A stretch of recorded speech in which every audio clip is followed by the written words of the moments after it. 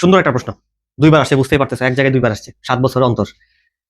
একটি সিলিন্ডারে রক্ষিত অক্সিজেন গ্যাসের আয়তন দেওয়া আছে। আয়তন মানে কি? ভি। ভি এর মান দেওয়া আছে, মানগুলো লিখে ফেলো। ভি, তাহলে আয়তন কত? 0.01 মিটার কিউব। মিটার কিউব না থাকলে মিটার কিউবে নিবা, লিটার থাকলে tan ইনভার্স 3 দিয়ে গুণ করে মিটার কিউবে নিবা। তাপমাত্রা 300, তাপমাত্রা টি দেওয়া আছে 300 কেলভিন। 300 কেলভিন তাপমাত্রায় চাপ এত, তাহলে চাপ এত পি। তো চাপটা হচ্ছে 2.5 10 টু দি পাওয়ার 5। এই তাপমাত্রা স্থির রেখে, তার মানে আমরা বলতে পারবো তাপমাত্রা স্থির রেখে T1 আর T2 টা সেম সেম।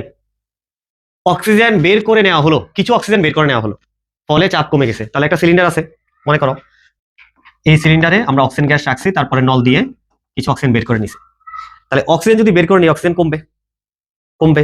তাহলে কমলে ভর কমবে, অনুসংখ্যা কমবে, চাপ কমবে, আয়তন আয়তন স্থির থাকবে। কেন স্থির থাকবে? কারণ বদ্ধ গ্যাসীয় পদার্থের বৈশিষ্ট্যই হচ্ছে যে পাত্রে রাখা হবে ওই পাত্রের সম্পূর্ণ আয়তন সে দখল করবে, কম হোক বা বেশি হোক। তার মানে এখানে গ্যাস আমরা বের করে নিলেও সে সম্পূর্ণ আয়তন দখল করবে যতটুকু থাকবে শেষ পর্যন্ত। আচ্ছা, তাহলে আয়তন একই থাকবে। তাহলে V1 সমান V2। তো চাপ কমে গেছে না, স্থির রেখে কিছু অক্সিজেন বের করে নেওয়া হলো, ফলে চাপ কমে এত হলো। তাহলে P1 হচ্ছে 2.5 10 টু দি পাওয়ার 5। P2 কত? P2 1.3 10 to the power 5। 1.3 10 to the power 5 Pascal. এই এখন তোমাকে বলছে কতটুকু অক্সিজেন গ্যাস এখানে বের হয়ে গেছে, ওইটা তোমাকে বের করতে হবে। তাহলে অক্সিজেন গ্যাস কতটুকু বের হয়ে গেছে দেখো, কতটুকু বের হয়ে গেল। তো পিবি সমান আমরা কি জানি? nRT। সুতরাং n1 সমান আমরা কি লিখতে পারবো? PV/RT, 1 নং সমীকরণ।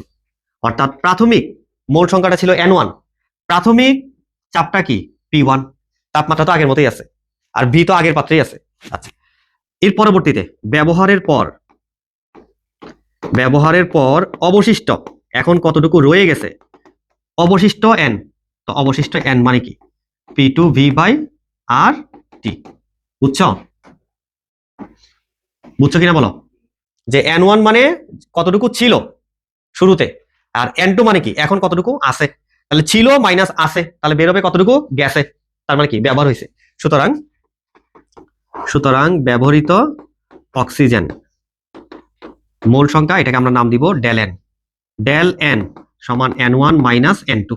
তাহলে ডেল এন সমান n1 মাইনাস n2। n1 এর মানটা বসাই দাও, P1V/RT, P1V/RT মাইনাস P2V/RT। তাহলে V/RT কমন নিলাম, P1 মাইনাস P2। ক্লিয়ার? আচ্ছা, ডেল এন ভি আছে 0.01 0.01 8.314 300। P1 কত? 2.5। P2 কত?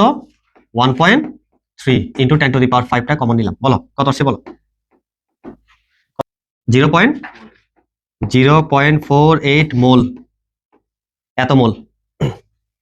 এত মোল। আমাকে তো বলছে ভর বের করার জন্য, অক্সিজেনের ভর কতটুকু ভর আমরা ইউজ করছি সেটা দেখো। সুতরাং আমরা কি জানি? n সমান small m by capital M। তো কতটুকু ব্যবহার করছো এটাকে আমরা নাম দিব ডেল m। সুতরাং ডেল m সমান ব্যবহৃত মোল সংখ্যা ইন্টু আণবিক ভর। তো ব্যবহৃত মোল সংখ্যা হচ্ছে 0.48, আর অক্সিজেন কত? 32 গ্রাম। কত আসলো? 15.36 গ্রাম অক্সিজেন গ্যাস ব্যবহার করছে।